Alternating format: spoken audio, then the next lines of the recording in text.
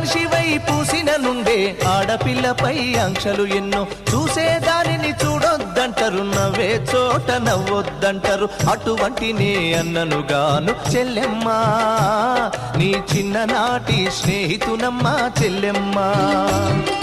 అడవిలో నా నెమలివోలే చెల్లెమ్మా ఆటలాడుకో పాట పాడుకో చెల్లెమ్మా మల్లె తీగకు పందిరి ఓలే మస్క సీకటిలో వెన్నెల ఓలే చెల్లెమ్మా